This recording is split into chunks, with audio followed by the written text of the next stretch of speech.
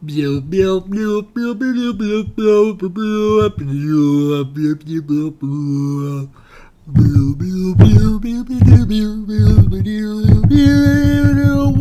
ladies and gentlemen, boys and girls, to the 19th episode of Magic in the Midwest podcast, starring J.B. Michaels. Starring? J.B. Michaels, USA Today best-selling author of many books, and his beautiful, more successful wife, Ashley Michaels. Ashley Michaels. Yes, ladies and gentlemen, thank you very much. Another episode for Magic in the Midwest, and this time we are going to do, like we said, we're going to have, not just a park-specific episode. We're going to alternate them. And today we're doing our top 5 Epcot rides. Mm-hmm. Not attractions. Rides. Oh. These are ride attractions. I didn't know that we were making that distinction. Well, it doesn't change. There's a difference between an attraction. Yeah, I know, and but just a ride. You didn't say top. When you told me to pick my top 5, you said top 5 attractions. Well, that's why we're doing the delineation now. So we're looking what at if I rides had picked today. An attraction that's wasn't fine. A ride. Then I would have not said it. Ugh, you're the worst. Come on. No. All right, so, so we're going to pick our top 5 Epcot rides. I will choose mine. Ash will choose hers. Mm-hmm. She'll be wrong. I'll be right. And all will be well in the world.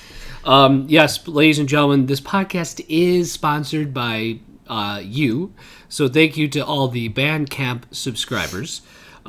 We really appreciate you, and thank you so much. And if you want double the episodes, double the fun, definitely multiple times the laughs, probably, you should definitely check out magicinthemidwestpodcast.bandcamp.com.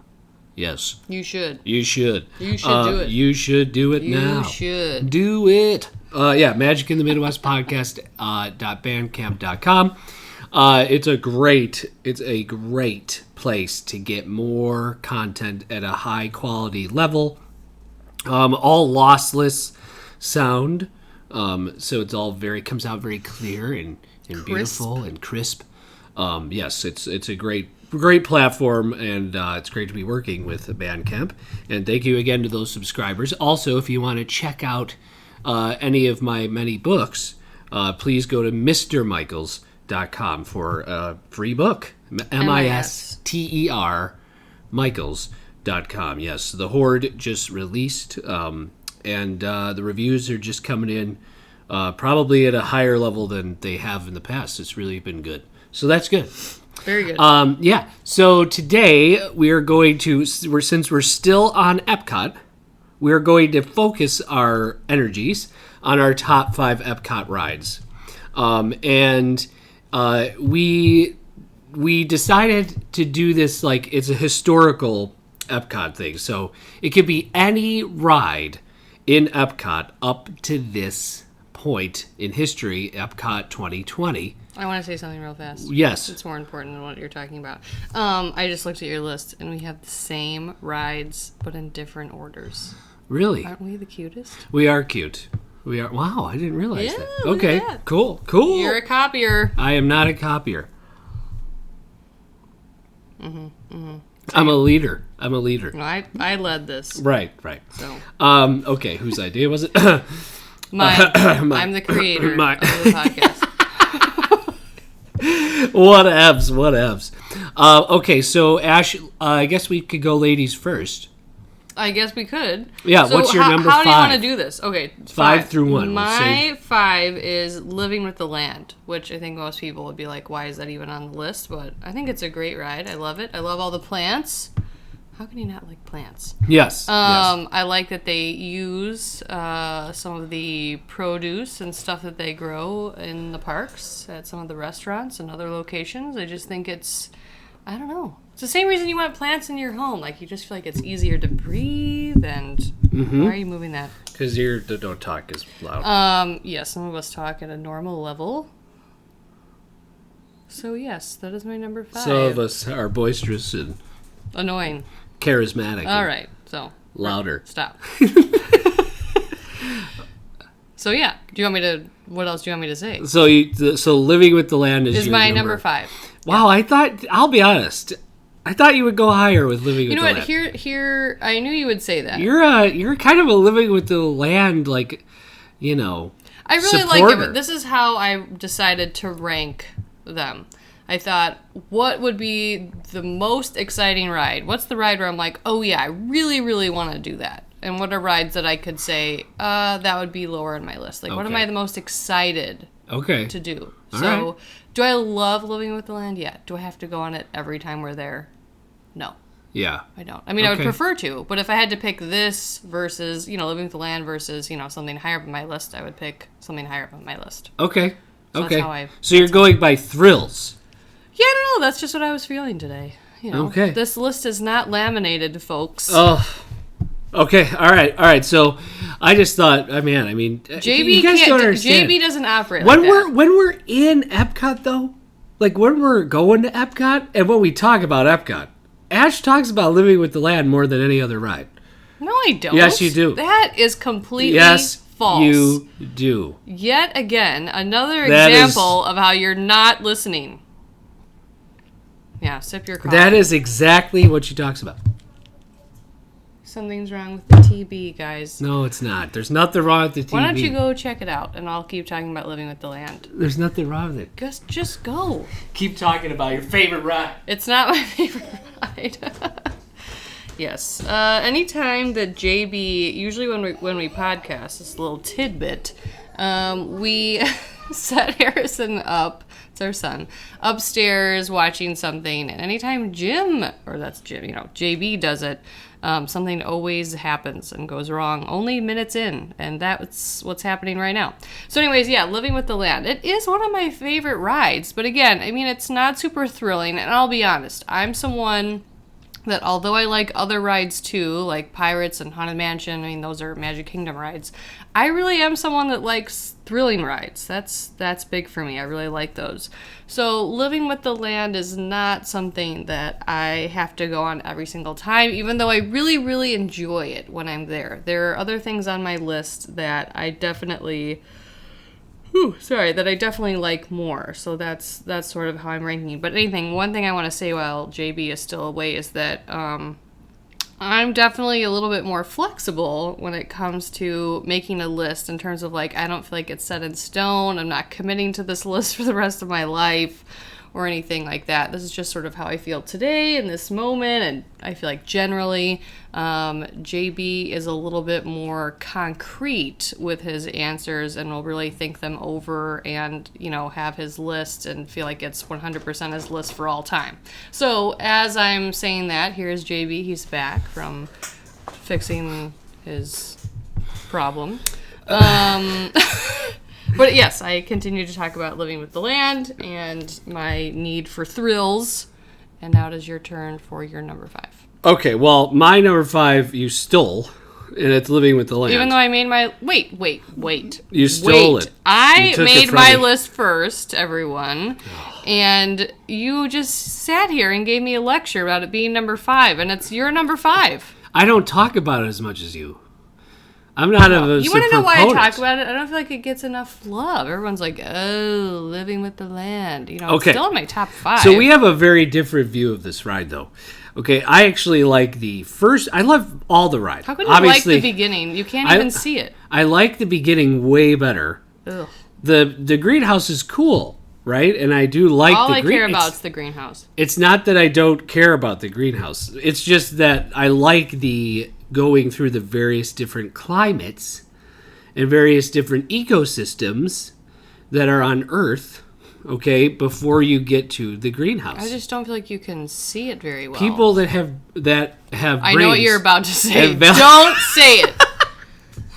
People have brains and value education, like to learn about. Well, then why did you pick a spouse that apparently doesn't have a brain? Oh, man.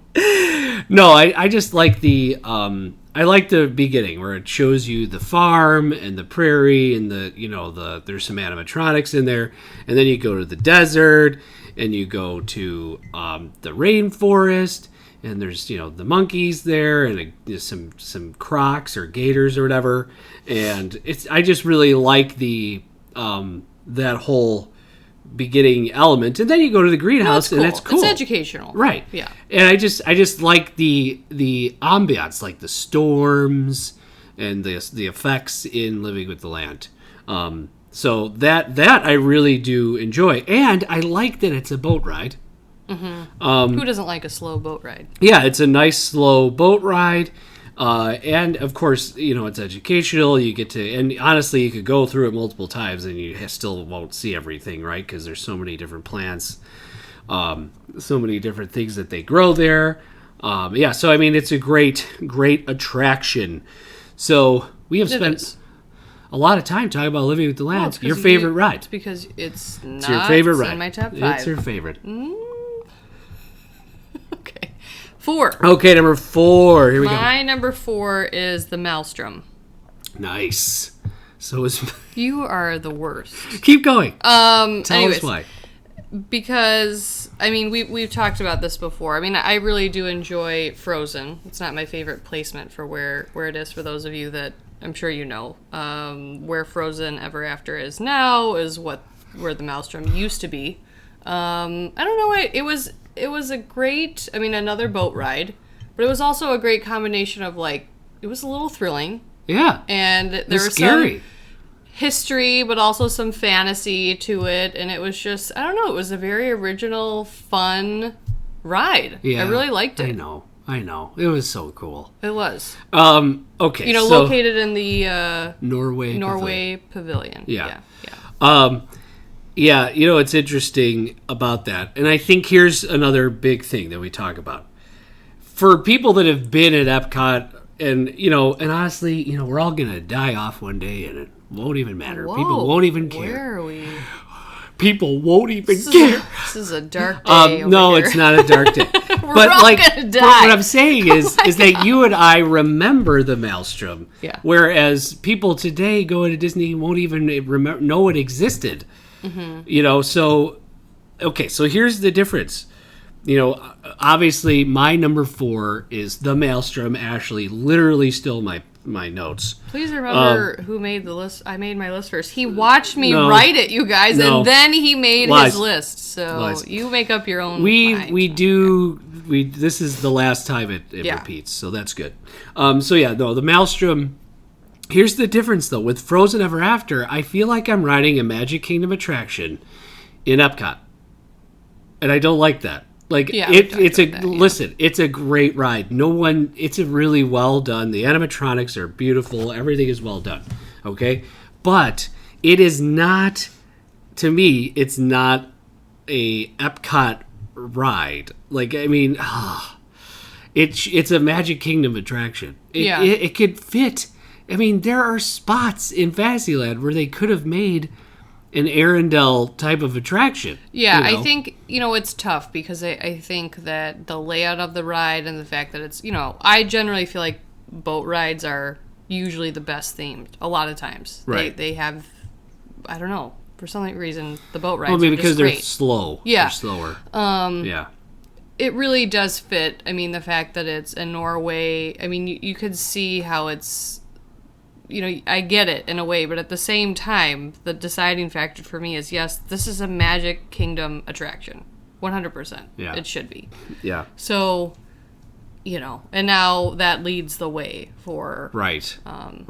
Ratatouille and it does. Everything just sort of shift. And, that's the way it goes. But it does. If I was in charge, which, I could easily run the Disney company, obviously. Right, obviously. As a side gig. I would not choose to put that there. But, again, I'm sure there are other reasons they're making those decisions. I just don't think Walt would make that decision. Now, I don't know him. Right. I just don't feel like he would have done that. I feel like he would have wanted them to feel more different. Yes. And, it's not all about what the kids love, and it's not all about money. Yeah. He was not that way. I mean, he ran a business, but it was not all about Right. what's going to bring in massive crowds. And, Yeah. He wanted the parks to feel different from each other. He wanted Epcot to be different. Yeah. The Magic Kingdom, and it's starting to not feel that way. Right. It is. I mean, I do really feel, like I said, I'm riding MK. But it's hard, right? Because not that I don't like Frozen and not that I'm not excited to go on Ratatouille. It's difficult, right? You kind of walk that line between, we always get a fast pass for Frozen, or at least try. So it's, it's not like we boycott these rides or anything. Well, here's the interesting thing, too. There's a lack of education, though, going on. Mm-hmm. There used to be, you're not learning anything about Norway with Frozen Ever After. I agree. You're not. You're learning maybe a little bit of mythology, a little bit. With Maelstrom, you did get a little bit more of a balance of nonfiction and fiction.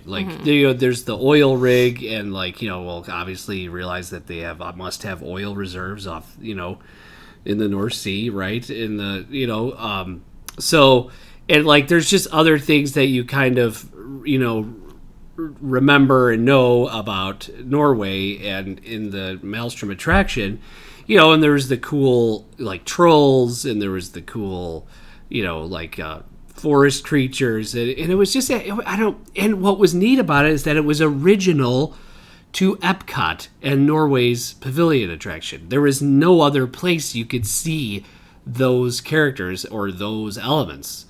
And that was what made it special, and there was some cool, a little bit of some Viking stuff at certain points in the ride.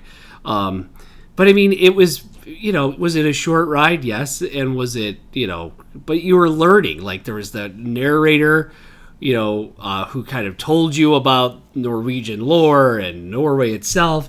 And that, so it really sort of, now it's popcorn. It's not those unique. Well, and everyone's saying those things like, oh, this attraction, bringing Frozen here will get kids excited about learning. Epcot, and I just don't think that that's true. I think in the Norway Pavilion there's a very crowded space, and it's the Frozen ride, and no one's really right. I mean, for the most part, that's what you see. You see that. It's not like you see a bunch of people or crowds going over to the other sections of Norway saying oh, let's go check out this now. It's here's our fast pass, here's our line. Let's move on. Yes, it's let's get on the Frozen ride. I think it's not that's about just Norway. An excuse. It's not oh, this will help kids get interested. I don't really feel like it does. Well, here's the cool thing. I was excited to go to the Norway Pavilion and ride something uniquely called, and what a cool name for a ride, the Maelstrom. Maelstrom. How cool. It's a big storm, and that's really cool, in a swirling sea. I mean, it captures your imagination. Frozen Ever After does not. It's been imagined for you. And more than ever, I just don't really want to spend time in the pavilion other than waiting for the ride, because I just feel like it's just it's crowded. Sea of strollers and, long lines. Yeah. Because it's not just the line for the attraction. Sometimes there's Anna and Elsa meet and greets, and then there's the summer hoose, or however you say it. Royal Summer Hoose. So there's a lot going on there that draws big crowds, and it's almost let's just get past that so that there's more open space somewhere else. Right. I mean, Maelstrom was really cool. And Maelstrom, when I was a kid, the lines were never that long. It was always 35 to 45 minutes. There were hidden Mickeys in the murals. There's a big mural. Sometimes we went and it'd be 20 minutes. There was a really cool painted mural in the line queue once you got near the loading area. It was beautiful. And then when you got off the boat, there was a cool fishing village that they had made. And now where you get off the boat, it's totally different. That's where you would get on. Yeah. I think they mixed things up. They changed it, to help. You actually get on now where you got off. That's what you said. It was the opposite. There was a reverse. Yeah, because the Arendelle city village thing that you go through in the line queue was actually the exit of Maelstrom, and now it's the entrance. Mm-hmm. But Maelstrom was really cool. I miss it, and it just got you more into the learning about Norwegian culture rather than Frozen, but whatever. Okay, what's your number 3, Ash? Well, I think this is going to surprise you that it's third and not higher up, but I have Spaceship Earth as my number 3. Explain. Explain yourself. I mean, it's, the marquee attraction for Epcot. It's in the golf ball, it's like to talk about. Yes. But, I love Spaceship Earth. But again, it's one of those where if I had to pick, because I don't want to give away what I think people could probably guess what my top 2 are. If I had to pick between going on Spaceship Earth and what I have ranked my 1 and number 2, I would I would pick my top 2 over that one. Yeah. Like if I had to pick between. So that's why it falls number 3. I love Spaceship Earth in the way that, it's a slow ride. There's so much to see. Every time I'm on it, I see something that I have not seen before. Right. You go through, it's a super long ride. It is. I know that they're maybe doing updates to it or, something I think we've talked about. Well, they were, now they're not. Yeah, now they're not. Yeah. But it's great for a lot of reasons. I mean, it's, I feel like fine that it's in my top 3. But if I were to, I don't know. Okay. I put it there because if I had the chance to pick between the top 3, I would pick the other 2 first. Well, you were going by thrills, is what you said earlier. Yeah, today I feel, thrillies. Okay, lots of thrillies. Thrillies action here. What's your number 3? My number 3 is Soarin'. Mm-hmm. Keep going. Around the world. Okay? Soarin' around the world. And it is... probably number 3 because it's a fantastic ride. It is a really great attraction that they just, recently, a couple of years ago, I think it was 2016 maybe, where they switched the film. It used to be just Soarin' over California. And now it's Soarin' over the world or around the world or something. I think it's Soarin' over the world. And actually, it's funny. It's actually like a minute less than Soarin' over California. Yeah, because they wanted to get more people on the ride throughout the day. So they cut down on the film itself. Which makes sense because the Soarin' line is notoriously, it always feels just slow. Yeah, it's a slow load. It is. Just the nature of the ride itself. Which is basically like a director's set. So basically, Soarin' is my number 3 because it's something I feel like it's a must-do attraction. Mm-hmm. You have to go on it. You can't miss Soarin'. Like, you just can't. And it's a perfect blend of, I think, music, movement, and the film. And smells. Yes. I mean, it's really like it's probably a very refined, very wonderful sensory experience. It is not the most thrilling ride. It's also not the most it's not slow either. Like it's very pleasant is how I could say it. Like the music is perfect, the it just makes you relax. It does. It's so nice. It's just beautiful. It's beautiful. You don't leave the ride without a smile on your face. I feel like it literally makes you smile. You get off the ride, you're smiling. It just feels great. So Soarin' is definitely in my top 3.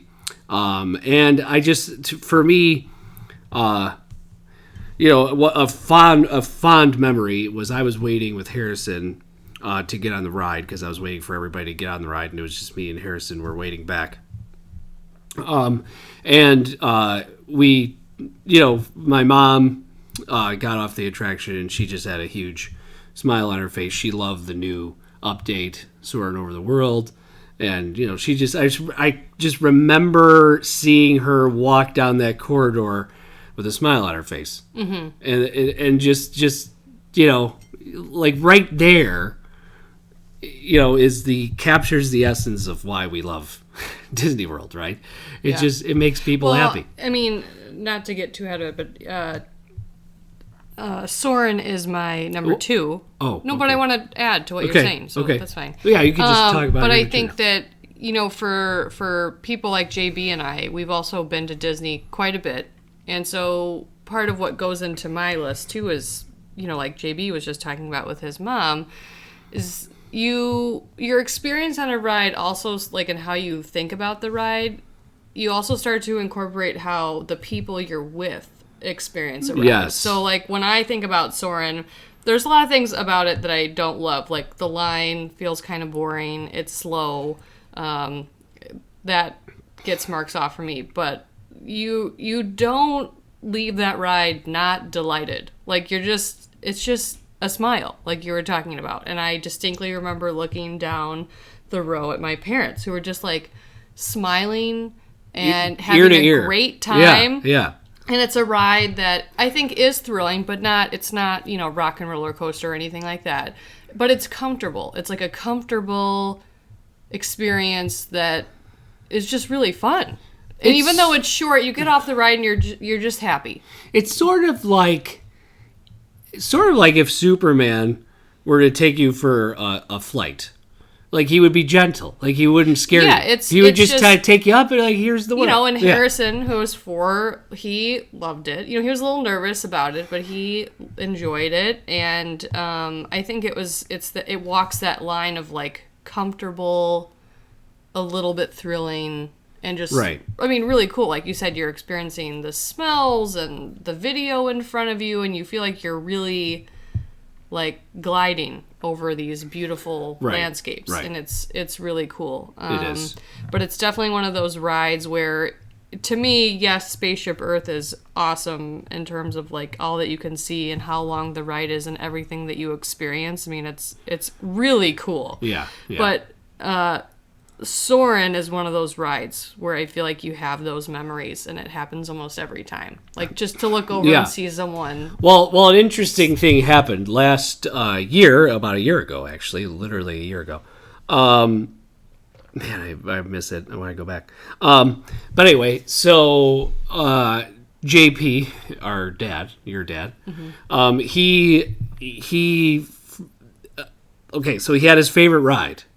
His favorite ride was Soarin'. Mm-hmm. That would change. Yes. We're not going to tell you what it changed to. Yeah. But he was like, that I don't see. He, like, literally told us. There's no way. He's like, there's no way any other ride is going to be better than this ride. And I was like, I don't know. Yeah, we were both like, okay. We did not.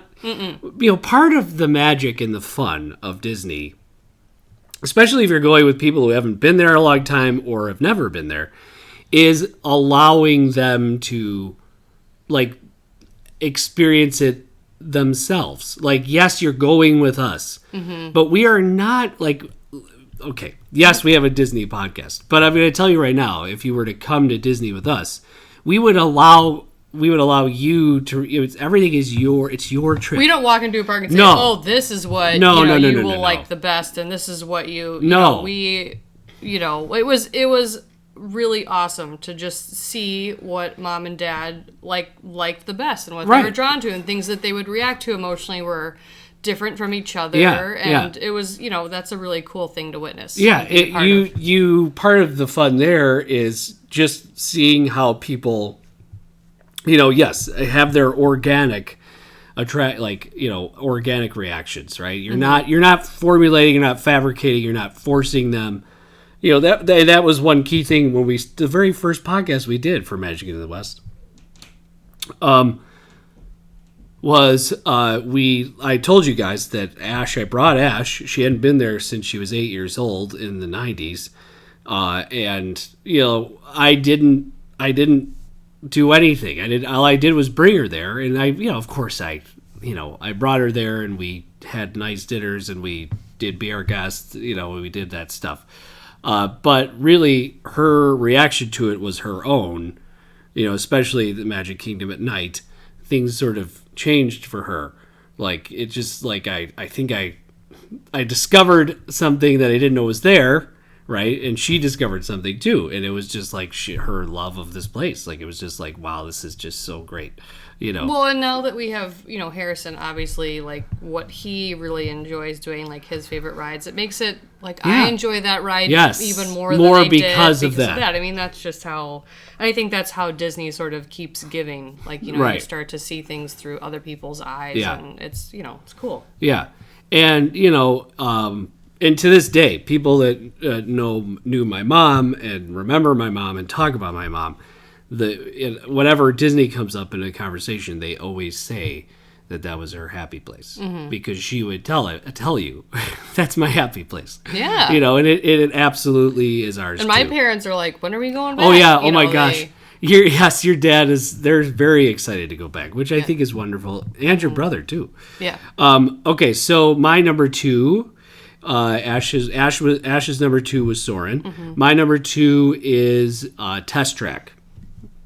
And Test Track for me is, when it first opened, it was very different. Now it's like got a new, like more like, more modern, I guess, look. But when I first had it, it was like Crash Test Dummies were the like mascot and Goofy. You could buy like a Goofy doll with the test track as a test track dummy. Okay. Yeah, it was kind of cute. And it was a neat attraction.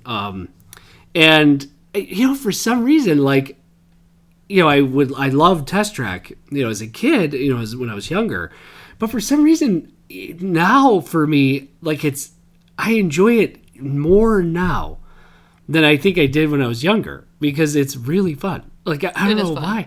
I don't know why. Maybe it's the new makeover, or maybe it's just like I didn't quite remember it the way, I did before. But man, it's a really fun, thrilling attraction that used to be the World of Motion, the original Epcot.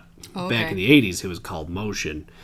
And now they redid it. It's still Motion technically, because it's in a way there's still a link thematically, because you're driving a car and doing a test of all these various different cars. But yeah, I mean, Test Track is a blast. It's a very fun ride, and it just has that great ending where you're out on the track and you're shooting around the track. So go ahead. What's your number 1, Ash? My number 1 is Test Track. Nice. Which is funny because, I don't know, a year ago or two, I don't know if that would have made my number 1 spot. And remember, this is Epcot 2020. When Guardians opens, we'll probably both be like, oh my gosh, Guardians. That one. Right. Yeah, here's the thing about Test Track. There are some things working against it. One is that it shuts down a lot, especially in the summer when we're usually there because of storms and stuff like that. The line is usually long, but I'll tell you what, if I'm walking into Epcot and it's 5:00 and we go eat dinner and you ask me which one ride I want to wait for, I'm going to tell you Test Track, because it's just fun. It's just awesome. It is. And it would be wrong for me not to mention that it's probably our son's favorite ride at Epcot, and he gets super excited about it, which is funny because he doesn't like fast rides. Yeah, he says he doesn't like, but he likes the fastest ride in all the parks. Yeah.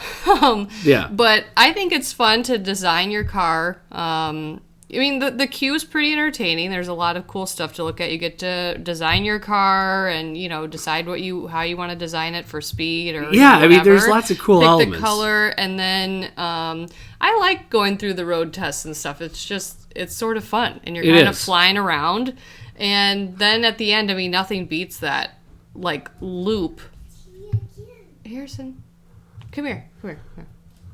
Nothing beats that loop around, and you just go faster and faster. Yeah. And it's just awesome. We're talking about Test Track. Is that your favorite ride? Mm-hmm. Is that would be your number 1 ride at Epcot? Yeah. Yeah, it's awesome. So you want to go... What ride's your favorite at Epcot? Test Track. Come on, Dad. Say, are you listening? Again. Oh my gosh. Okay. No, wait. Just wait. We'll. He can wait a few minutes. Okay. I don't want to wait for a few minutes. Well, shush. Anyways, you can talk about your number 1. I'll give him something to do. Okay, put something that's longer on, because what's happening is it's going through the episodes. You're the one that set it up. Well, I told him to push the button. You're not pushing the button, kid. As Ash was saying, and I think we've said this before in the podcast, it also is, we were at Disney in 2018, 18. We were in 2018. We were there, and we were riding around Test Track, and Harrison was able to go on it. He was little. He was tall enough, but he was able to go on it. I think we did say this before, where the cast member saw Harrison sort of like upset that he had to get off the ride because he wanted to ride it again. So they allowed us to do it again, which was fantastic. So that was really neat. So that'll always be burned in my memory of the time where we literally got a free ride. Like, they took us to the side and we got right back on Test Track, which was just fantastic. So it was really good. It was very good. And, like I said, Ash said, you put the Magic Band. This is one of the better uses of the Magic Band as far as it's incorporating into the ride. Because I think they wanted to actually incorporate more of that.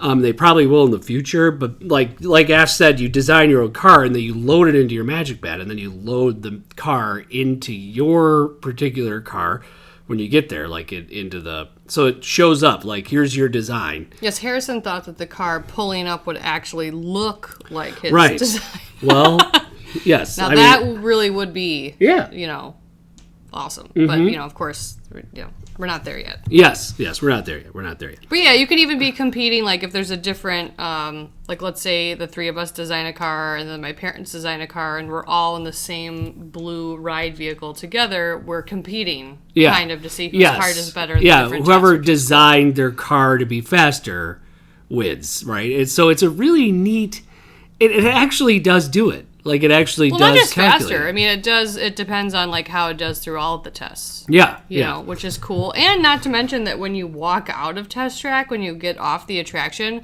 there's, like, a big, huge... I mean, you walk through, like, kind of a huge area at different locations, and there's lots of activities for the kids to do, lots of neat cars to look at. It's sort of a big building, and there's a lot to do in there. So yes, it's a cool, really cool ride. Yeah, no, it's well done and definitely worth it. So it's also probably next to Soarin', or maybe now. Well, Frozen is first, right, and then probably Test Track and Soarin'. But yeah, no, it's a really, really great attraction, and that would be your... That was my number one. And I just want to say, we had another... I don't know if you talked about this, but you talked about the time you went on twice. Yeah. But last time we were there, and I think we talked about this in another podcast, the ride was shut down because of weather. And we kind of just, like, waited it out, and we kind of stuck around, and it was nighttime, and the group of people there were, like, everyone was sort of whispering, like, oh, I think they're going to open it right, back. Right, you know what I mean? And you're kind of, around. like, in it together, and then as soon as they did, we all ran in, and I think we got on in, like... Oh, we did. 10 or 15 minutes, which was, cool. It's fun to have those experiences. Yeah, so. Yeah. It's a great attraction. Really, really fun. So now my number one... was Ashley's number 3, okay, and it is Spaceship Earth. Obviously, for multitude of reasons, Spaceship Earth is my favorite. Primarily because I'm of my history teaching background.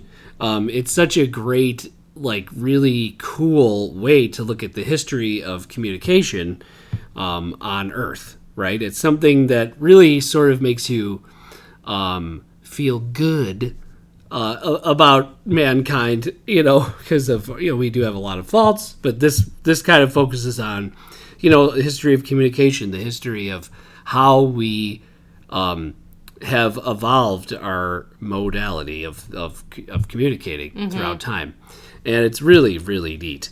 It starts from the early days of the cavemen, and then of course goes all the way to today's day and age, right? And talks about the future as well. As we journey on our spaceship Earth, which I think is really neat. And I mean, the design of the ride is also very unique. It's a ball. Like, it's a sphere. Yeah, and you're, like, going, like, kind of circling. If you look at the track, you're basically just, like, circling. Yeah, exactly. It's really a neat track. It is. And it's just it's well done. It's dark. You get nice air conditioning in there.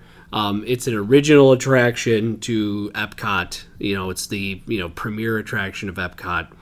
When it opened in 1982, and it's still a very popular ride to this day. It also has that when you're waiting in the line underneath the ball, underneath Spaceship Earth, when you're waiting in the line, you've got this beautiful, like totally 80s, right, mural. Like it of like the caveman, and then it like evolving into like an astronaut, right? It like going from kind of showing you your path that you will experience when you get into Spaceship Earth, and not only is it because in Magic Kingdom, you could go into the castle and have dinner, and there is an apartment up there which you can sleep in. I guess you're only chosen to do that once in every great while. Someone's you have chosen. to be selected. Yeah, you cannot. Yeah, it's not. I think there were a few celebrities that tried to like pay Tom Cruise exuberant tried to- amounts of money to, they're to like, stay no. there, and no, you have to be invited. No, please, you have to be invited. Yes.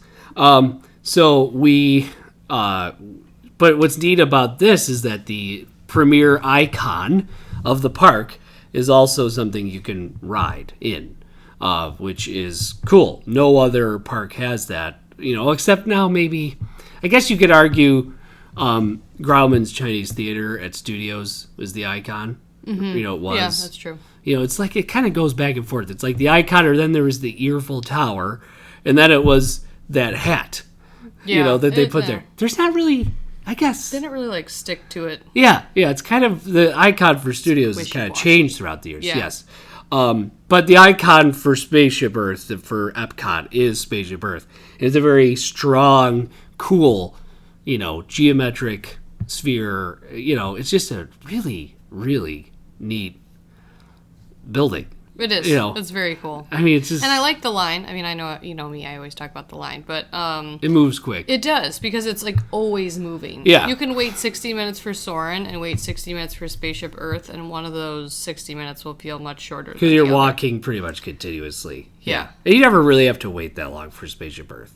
Like, Usually not. The last few times we've been there, it's been long. I mean, we didn't wait long because we had a No, we fast never pass, waited but long. like sometimes the line would say Yeah. 55 or 60 yeah, minutes. it can be longer. It's all outside though.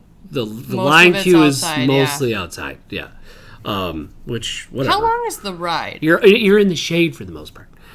The ride is probably like you said, like 15 minutes, 12 to 15 minutes. Yeah, it's good. Yeah, It's good. I mean, for a history person, it's when you're seeing Michelangelo painting the Sistine Chapel, you're seeing the monks, falling asleep. You're seeing the Middle Eastern mathematicians sitting around,